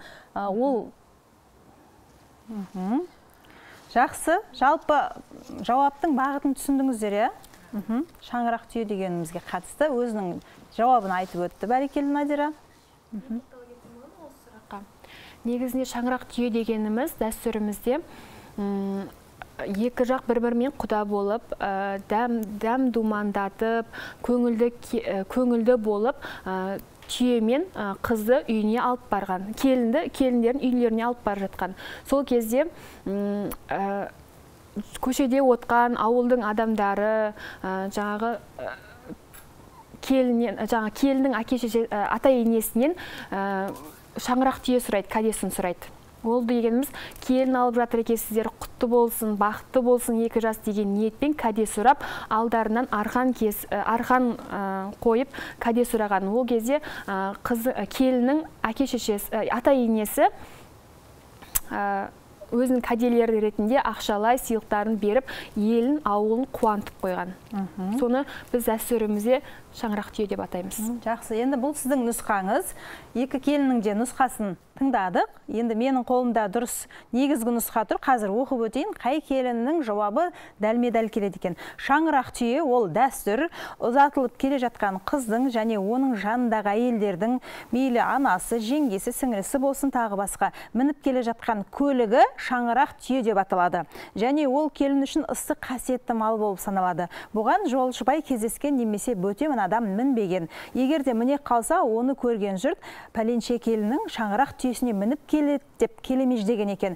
Ертедегі салт бойынша көште үлкен шаңырақ жеке түйеге артылып алдымен жүреді екен. Оған адам мінбейді, атпен жетелейді. Шаңырақ түйе деген сөз осыдан шыққан екен. Надира келіннің нұсқасы келетін сияқты жаңа көлікке қатысты айтып өтті ғой. Ары қарай өздеріңіз бағамдап айтып өтсеңіздер. Сарапшылардың пікірін білсек. Дұрыс, мына келінді несі жобасы келеді, жақсы. Надираның өзі жақсы жауап берді ғой. Дұрыс. Енді қазірде сол тура сол ата бабамыздың түйеге мініп әкелмесе де шаңырақпен. Қазірде небір иномарка неше түрлі көліктер бар ғой. Сондаймен мына келген келінге де сол көлік ыстық болып келеді. Әлі күнге дейін қанша жасқа келсе де, қанша жыл сол шаңыраққа түссе де, сол көлік сол келіннің есінде болады. Жақсы жауаптары. Дәстүріміз жанданып жатыр ғой. Бір жақта мен көрдім да, сонда түйемен, атпен дүниелерін әкеп жатқанын. Дұрыс айтасың. Тура соны бір теледидарда көріп қалған мен. Жаяулатып, керуендетіп, төбесіне қыз жібектегідей шаңырақ байлап, барлық қыздың жаңағы тоғыздарын жасауын сонымен әкеле жатқанын көргенбіз. Ол да әдемі көрінеді екен. Ол да жаңғыртуға жатады ғой. Енді асықпен де бағалап жүрейік, Жаудыр апа. Аяжан келінге қанша асық ұпай береміз? Аяжан келінде өте жақсы жауап берді. Мен 3 асық бағалаймын. Надира келіндіке де жақсы жауап берді. 3 асық. 3 асық, иә. Райхан апамыз қанша асық берер екен? Екеуіне де 3 асықтан берем. 3 асық. Айнұр ханым? Мен де екі келінге 3 асықтан беремін. Өте жауаптарын терең әрі мағыналы етіп түсіндірді. Рахмет. Қазақтың несін жаңғыртып айтып жатқандарыңызға. Салт дәстүр. Рахмет. Яғни 9 асықтан жинады біздің келіндеріміз. Енді мүмкіндігінше талпынып өздерінің ойларыменен жауап беріп, өздерінің нұсқаларын айтып өтті. Ендеше сіздерге рахмет. Қазақтың салт дәстүрін дәріптей беріңіздер, алдағы уақытта өздеріңіздің шәкірттеріңізге үйрете беріңіздер. Білгенің 19, білмегенің 99 дейді ғой біздің қазақта. Қаншама салт дәстүріміз бар, бірі көрініс тауып жатыр қазіргі таңда, енді бірі мүлдем ұмытылып жатыр, ал кейбіреулері өзгеріске ұшырап жатыр. Қалай дегенде де біздің ұлттық салт дәстүріміз, ұлттық құндылықтарымыз әркез ел арасында қолданыста болса деген ниеттеміз. Енді қазіргі таңда енді шаңырақта бір үйдің, бір шаңырақтың келіні сіздер. Осындай қаншалықты дәстүрге отбасында мән бересіздер? Сіздерге қосымша сұрақ қойғым келіп тұр. Мен өзім көбінесе дәстүрге өте мән берем, өйткені өзім қазақ тілі әдебиеті мұғалім болған кейін ол салт дәстүрлердің барлығын зерттеп, өзім үнемі ізденісте жүрем. Олардың ішінде көп қой, құйрық бауыр, құдал болып жатқан кезде жаңағы үлкеннің жолын кеспеу, ол да дәстүрімізге жатады. Үйде ерімізді сыйлау, ол да дәстүрімізге жатады. Өйткені ердің құны өте жоғары қазақ дәстүрінде. Жаңағында еріңді сыйла, еріңді құрметте деп жатамыз ғой. Оның барлығы дәстүр. Ата енеге иіліп сәлем берді, бәрі дәстүр. Бізде негізінде ауылды жерде өте көп қолданамыз негіз салт дәстүрлердің барлығын. Жалпы көбінесе қазақтың салт дәстүрлері біздің ауылды жерлерімізде қолданылып, соны да біз көріп, үлкендерден тәрбие алып, қазіргі таңда осы күнге жетіп жатырмыз. Қазақтың ырым тыйымдары да өте көп, өте көп. Отбасында, ошақ қасында сол ырым тыйымдарды қаншалықты ұстанасыздар, қаншалықты мән бересіздер? Көп ондай жағдайлар. Жаңағы ырымдарымызды. Ақты төкпе, күлді төкпе, міндетті түрде. Жаңағы малды теппе деген біздің қазақ соның бәрі жайдан жай айтпаған ғой. Босағаны керме. Үлкеннің жолын кеспе, ата-ененің жолын кеспе, босағаны керме деген. Жағыңды таяпа деп біздің бұрын әжелерімізден, аталарымыздан жиі естейтінбіз. Надира, сіздер де солай ата-әжелеріңіздің осындай ырым тыйымдарды естіп өскен боларсыздар, иә? Иә, мен ата-анам негізі бізде жақсы ұстайды, салт дәстүрді ауылда болған екен. Енді қазір мен қалаға жақынмын ғой, енді шілек қатты емес, бірақ болады, бізде де салт дәстүрді ұстаймыз. Үлкеннің алдынан кеспейді. Әлі күнге дейін сәлем салам, ол да сәлем салуда бір не ғой. Біз жақта да жақсы ұстайды, енді тиымдар бар ғой деді. Көбінесе енді мен абысынымен тұрамын ғой. Абысыным айтып отырады қыздарына, көрсетіп отырады. Бұлай істеме, олай істеме, мынандай болады деп. Бір сыбыртқының өзі не ғой? Тұрғызып қойма дейді, иә? Жақсы, рахмет. Керемет келін. Тікелей эфирде Керемет келін ұлттық жобасы Түркістан телеарнасында бізге хабарласқан көрермен бар екен. Біз жобаны ары қарай жалғастырамыз. Ендеше кезек көрерменімізде. Қайырлы күн, саламатсыз ба? Саламатсыздар ма? Сіз эфирдесіз, қымбатты көрермен. Саламатсыз ба? Біз сізді тыңдап тұрмыз. Қайырлы күн. Саламатсыздар ма? Саламатсыз ба? Біз Шымкент қаласынан хабарласып тұр едік. Керемет. Аты жөніңіз кім болады? Танысып алайық. Біз Өтеміс ауылынан хабарласып тұрмыз. Есімім Ботагөз болады. Мен сіздердің Керемет келін жобасына Иген Надира келінім қатысып жатыр еді. Надираға қолдау танытасыз ғой? Иә, мен сол 6 келініме осы Керемет келін жобасына сайысқа қатысып жатқан бүкіл келіндерге сәттілік тілеймін. Жобада барлықтар жеңіске жете берсін. Мына сіздердің Керемет келіндеріңізге мыңда бір алғыс айтамыз. Жүргізуші мына Назгүл ханымға да жалынды сәлем Шымкент қаласынан. Рахмет. Келініңіз жайлы бір-екі ой пікір айтып өтсеңіз. Сіздердің жұмыстарыңызға табыс тілейміз. Я, менің пікірім, ойым жаңағы сол келінім Құда қаласа тек жаңағы жақсы жүлдемен оралуына сәттілік тілеймін. Құда қаласа осы Өтемістің атынан барып отқан үшін қолдау білдіргім деп отыр. Бәрекелді. Келінім өте жақсы келін, алтын келін. Қандай бойында ерекше қасиеттері бар сізге ұнайтын? Тоқталып айтып өтсеңіз. Ерекше қасиеті, үлкенді үлкендігімен, кішіні ізеттілігімен сыйлайды. Өте бауырмашыл, қайныларын, қайынсіңлерін бәрін қолынан келгенше жаңағы қолдап, қорғап жүреді. Бәрімізді сыйлайды, сыйлы келін, өте жақсы келін. Бәрекелді, керемет, лайым. Шаңырақтарыңыздың тек қана шаттығы болсын дейміз, татулықтарыңыз жоғалмасын. Абысын тату болса ас көп дейді, енді сіз үлкен абысынымын деп отырсыз ғой. Отбасыларыңызға құт береке тілейміз. Қашанда жақсылықта. Қаныңыз келсін. Бәрекелді, жақсылықта, ізгілікте бірге жұмыс атқара беріңіздер демекпіз, елге қызмет ете беріңіздер. Өйткені келін ол отбасының ұйытқысы дейміз, отбасыларыңыздың берекесі арта берсін. Рахмет, осылай қолдау танытып, келініңізге бір ерекше қолдау танытқаныңыз үшін сізге алғысымыз шексіз. Хабарласқаныңызға көп рахмет. Иә, рахмет. Сау болыңыз, Ботагөз ханым. Назгүл ханым, сіздерге де сәттілік тілейміз. Рахмет, көп-көп. Бәрекелді. Мінекей сіздерді қолдап, абысындарыңызға осылай тамаша өздерінің тілектерін жолдап жатыр екен. Өйткені келіннің қандай екендігін әсіресе айналасындағы жандардың пікірінен жақсы біліп жатамыз, солай ғой. Ендеше сәттілік тілейміз. Біз енді жобамызды ары қарай жалғастырсақ, біз жаңа сіздерге түрлі сыр-сандықтан сауалдар қойдық, ал енді сіздердің ой ұшқырлықтарыңызды байқау үшін арнайы суреттерді ұсынатын боламыз. Экранға 4 бірдей сурет шығады. 4 суреттен бір негізгі мәнді ой айтуларыңыз керек. Түсінікті ғой, Олай болса, экранға алдымен 4 суретті біз Аяжанға шығарайық. Аяжан сол 4 суретті қорыта отырып, 4-еуінен құралған бір сөйлем айтуыңыз керек. Ол мәнді мағыналы болса дейміз. Ал ендеше экранға назар аударайық.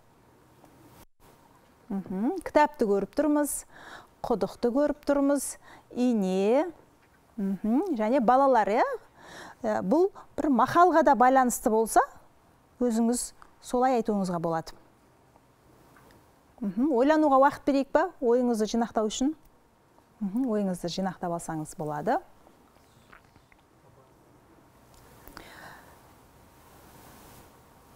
Бір қарағанда жақсы бір мақалды еске салып тұр. Жауап берсек бола ма? Мен жауап берейінші. Жақсы, Аяжан дайынсыз ғой? Жалпы бұл жердегі суретте мен баланы көріп тұрмын, және қылышты көріп тұрмын жоғарыдағы. Ине. Ине ма? Ине. Білім инемен құдық қазғандай деген сөз бар. Жалпы ізденген адам бір мақсатқа жетеді түбі. Сол үшін де әрдайым адам баласы ізденісте жүру керек. Мына жерде балаларды көріп тұрмыз ғой, осы балалар үнемі ізденісте жүрсін, білімді болсын, білім инемен құдық қазғандай, бірақ дегенмен де білімнің түбіне ешкім жетпеген, бірақ сондықтан да адам өсіп өну үшін ата-ананың тәрбиесінен бөлек өзі ізденісте болу керек деп айтқым келеді. Сол кезде әйтеуір бір мақсатқа жетіп, жан-жағына сыйлы, ортасына сыйлы болады, және де өз биігін бағындыра алады. Өз биігін бағындыра алады, және де түбі бір мақсатқа жетіп табысты болады. Әрине білім табысты болу үшін де білім қажет қой. Сондықтан да адам баласы үнемі ізденісте жүру керек. Мен де өзім үйдегілерге, сіңілеріме болсын айтып отырамын, үнемі ізденісте жүріңдер деп. Өйткені адам баласы ізденісте жүрген адам негізі адам қор болмайды. Дұрыс айтасыз. Білім ол таусылмайтын азық дейміз ғой. Үнемі заманына қарай амалы дейді. Білім алуымыз керек, оны шыңдауымыз керек. Білім алу арқылы біздің болашағымыз айқын, жарқын болатын сөзсіз. Жақсы, қабылдаймыз ғой.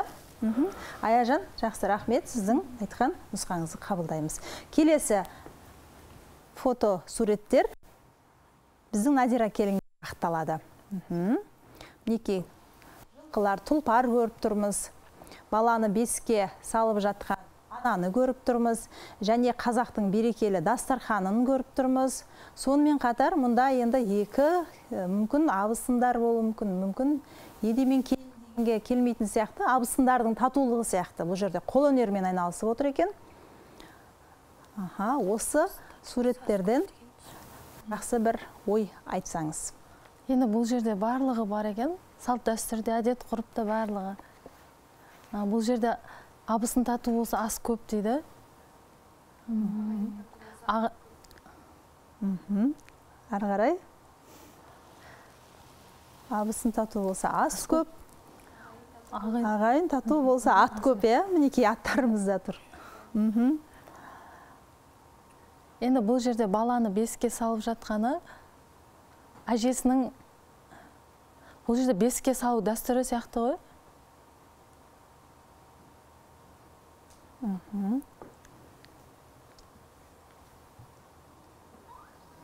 Бала тәрбиесі бесіктен дейді,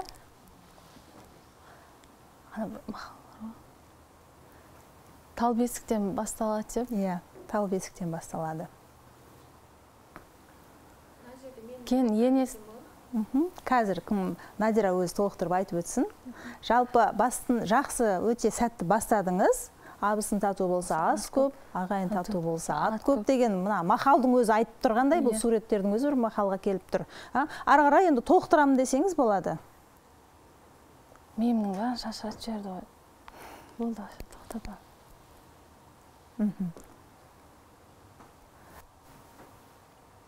Жалпы ойыңызды осы бір нұсқамен жеткізесе, тоқталасыз ғой. Аяжанда бір алып қосарым бар деп қалдыңыз, алып тыңдап көрейік сізді де. Бұл жердегі суретте мен көріп тұрғаным, абысын тату болса ас көп, ағайын тату болса ат көп деген мағына болып тұр.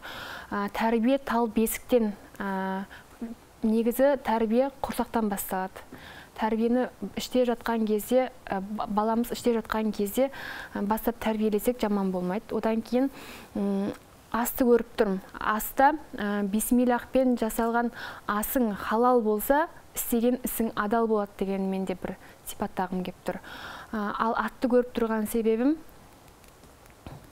Бұл жерде жеке-жеке емес, Төртеуінен бір ой айтқан төртеуінен дұрыс жаңағы бір болар. мақал шығып тұр ғой, апасын тату болса ас көп, ағайын тату болса ат көп деген. Ішінде көп деген мән-мағына жатыр негізі қарап отырсақ. Бәрекелді. Рахмет сіздерге. Жалпы біздің келіндеріміз мүмкіндігінше ойларын жеткізуге тырысып жатты. Мен асықпай жауап беріп жатқан едім. Бұл дұрыс емес та. Енді негізгі нұсқаларын айтып өттіңіздер, былайша айтқан кезде. Толықтырамын десеңіз, тағы да уақыт бере аламыз.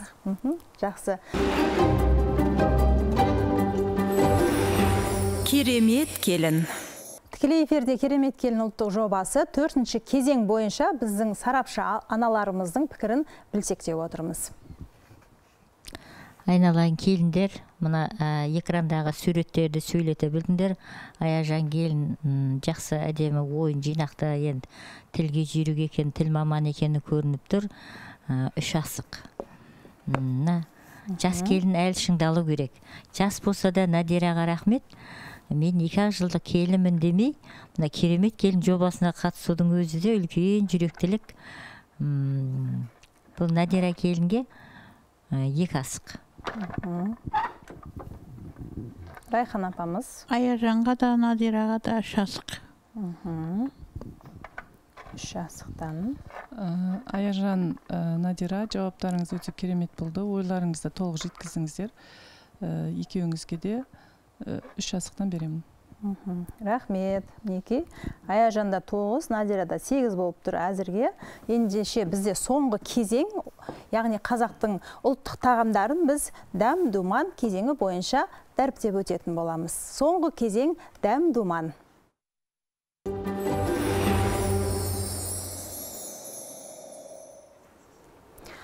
Ал олай болса, Аяжан, өзіңізден бастаймыз. Ол келін қашанда 5 аспап деп жатырмыз ғой. Жылы қабағымен, дәмді тамағымен шаңыраққа жылу сыйлап жатады, иә? Сол сияқты бүгін енді өзіңіз қазақтың қандай ұлттық тағамдары жайында тоқталып айтып өтесіз кезекті. Жалпы біз қазақ халқы дәстүрге де, тағамға да өте бай халықпыз. Қазіргі таңда қазақы дастарханымыз қазір жаңашаланып, үлкен-үлкен аспазшыларымыз қазір мастер-класстар ұйымдастырып, қазақы дастарханымыз жаңартып жатыр ғой, ол да бір үлкен өнер негізі. Сол кісілерден білмегеніміз үйреніп жатамыз, өзіміз арасында ізденіп жатамыз. Мен өз басым барым осы, болдым, толдым деп отыра алмаймын. Үнемі ізденісте жүрген жақсы көрем. Сондықтан да көбіне мастер-класстарға қатысып, оның арасында өзім әлеуметтік желі деген қазір жақсы болды ғой. Әйтеуір білмегеніміз арасынан үйреніп жатамыз. Оның зияны да болғанмен арасында пайдасы да бар негізі. Соның арасында үнемі үйге көбіне тәттілерімді пісіріп, оның арасында тапсырыс қабылдайтын өнерім бар. Солардың бірінің ішінен мен бүгін молочная девочка тортын алып келдім. Бұл тортты қазір тапсырысқа да жасап жүрмін. Бұған қасында қосып тапсырыстар қабылдаймын негізінде, түрлі тәттілерге, түрлі рулеттер, бауыр торт деген сияқты нандарға көбіне тапсырыс қабылдап отырам. Және оның қасына қосып қойдың бауырынан жасалынған бауыр торт. Бұрынғы заманда негізінде бауырдан котлет жасайды, кәдімгі майға қуырып, ал бұл кәдімгі пеште піскен, майсыз піскен бауырдың тортын алып келдім.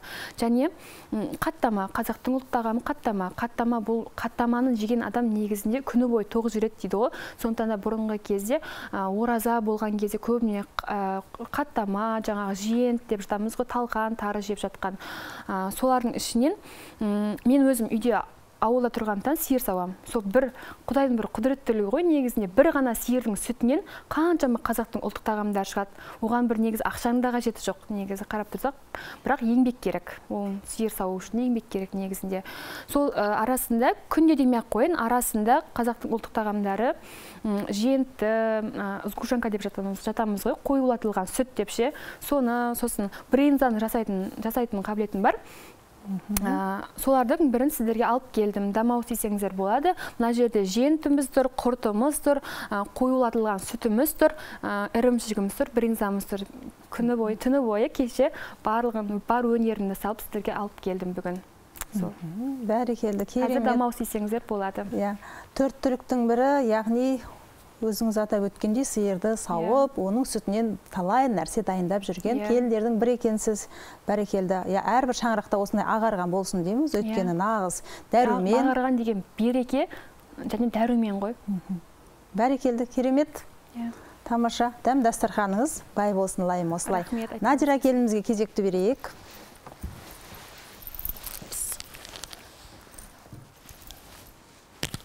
Мен өзім үйдегі қолданып жүрген дәмді тағамдарды алып келдім үйде.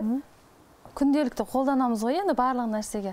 Құрт алып келдім. Бұл құрт сиыр малынан жасалады ғой. Енді айтылып кетті ғой, сиыр береке деп құрт жасап алып келдім. Енді қасына енді жентті әр жерде әртүрлі айтады ғой.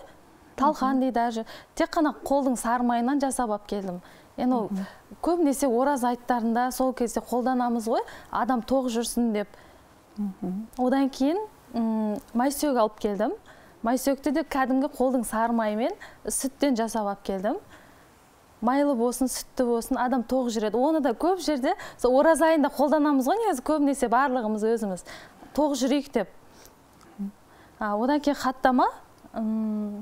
Енді хаттаманы күнделікті пісірмейміз ғой, енді қонаққа бір жан айырылған кезде құдай деп негізі сондай аталады ғой. Көп жерлерден білмеймін ғой, әзір өзіміз сөйтіп пісіреді ғой хаттаманы. Оны да кәдімгі сиырдың майынан, қолдың сиыр майынан жасап алып келдім оны да. Одан кейін бауырсақты сүтке илеп, енді нан ғой біздің. Көркімізде, немізде, біздің асымызда нан ғой. Енді бауырсақ пісіріп алып келдім. Бұл бауырсақты да кәдімгі сиыр малының, сиырдың сүтінен жасап алып келдім. Енді үйде сиыр болған екен, сиыр негізі береке ғой, айтып жатырмыз ғой. Сол бір нәрсе, бір неден, малдан барлық нәрсе шығып жатыр да, содан. Таза табиғи да. Одан кейін енді медовый пісіріп алып келдім. Бал қосылған? Бал қосылған медовый. Тәтті. Оны да кәдімгі сол үйдегі заттармен, химия жоқ менікінде. Барлығы үйдегі қолданып жүрген асымыздан жасап алып келдім оны да. Одан кейін қымыз алып келдім. Қымызды өзіміз үйде сауамыз. Енді қыз кезінде қымызды бие сауып көрмегенмін. Келін болып түскеннен кейін бие сауып көрдім. Үйреніп алдыңыз, иә? Үйрендім, иә. Ол бие де негізі жақсы екен. Бұл биенің сүті барлық емге, ауруға ем. Барлық ауруға ем. Өзінің несі піспегі болады, өзінің қолданатын несі болады. Бабын жасап, барлығын үйде дайындай бересіз. Барлығы табиғи өнім екен, көріп тұрмыз. Бәрекелді.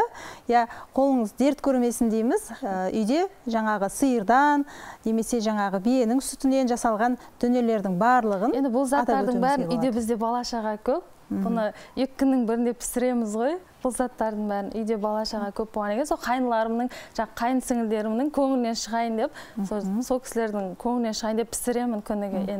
Күніге болмаса да күн ара пісіреміз ғой. Бәрекелді, керемет. Тамаша, мінекей дастархандарыңыз лайым берекелі болсын. Осындай ұлттық құнарлы тағамдарымыз әр кез дастарханымыздан табыла берсін дейміз, әр шаңырақтың.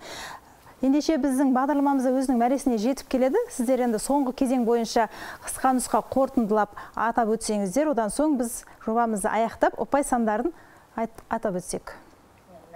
Керемет қазақтың ақ дастарханы қаншама қонақтың басын қосқан, бірлікке шақыратын дастархан ғой, айналайын. Екеуіңдер дастарханды келіне кезінде дастарханға ешқандай тағам қосқан айтылмайды.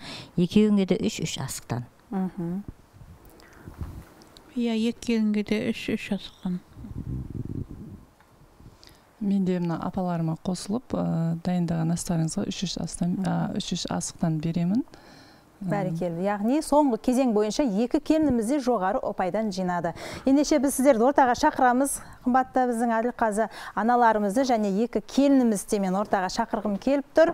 Сіздерге бүгін арнайы номинацияларымызды береміз және арнайы сертификат сыйлықтарымызды ұсынатын боламыз. Бұйырса алда 1 апта бойына дауыс беру жүреді. 2 келінімізге, Надира келінімізге және Аяжан келінімізге дауыс беруді ұмытпаңыздар. Яғни Түркістан телеарнасының YouTube желісіне кіресіздер. 2 келініміздің есімдерін тере отырып, оларға өз дауыстарыңызды беріп, ой пікірлеріңізді жазып, қолдау танытуды ұмытпаңыздар. 1 аптадан кейін кейін дауыс беру тоқтайды. Халықтың ыстық ықыласына көбірек бөлінген бір келінімізді біз келесі айлық қорытындыға өткізетін боламыз. Тағы да студиямызға шақыратын боламыз. Ал олай болса, Жаудыр апамыз өзіңізден түйінді сөз болсын.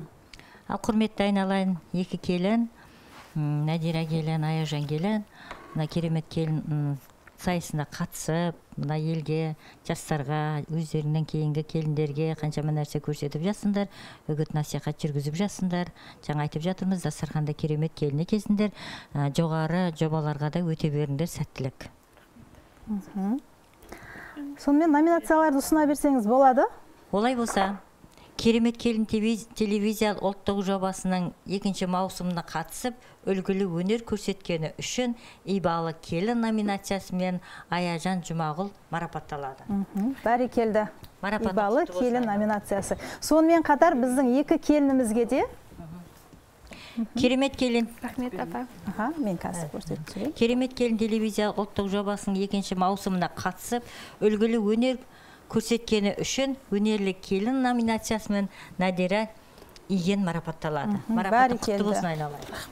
Керемет. Ал сонымен қатар Қазына спа салонының атынан сіздерге арнайы сертификат сыйлығымыз бар. Сіздерге осы спа салонының бүкіл процедураларын тегін қабылдауға мүмкіндік береміз.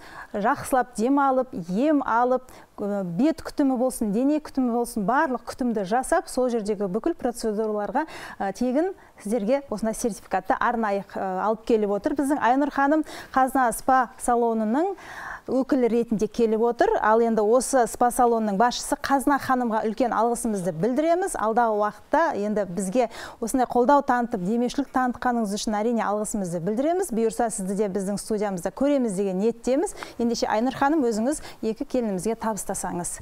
Бір ауық енді ауылдың тіршілігінен кішкене қол үзіп, өздеріңізге көңіл бөлуге, демалуға мүмкіндік деп ойлаймыз. Сондықтан да құттықтаймыз. Қымбатты көрермендер, осымен біздің бүгінгі жобамыз өзінің мәресіне келіп жетті. Бұйырса келесі аптада келесі керемет келіндермен өздеріңізбен тікелей эфирде жүздесетін боламыз. Екі келінімізге дауыс беріңіздер. Келесі аптада жеңімпаздың есімін анықтайтын боламыз. Әр шаңыраққа құт береке тілейміз.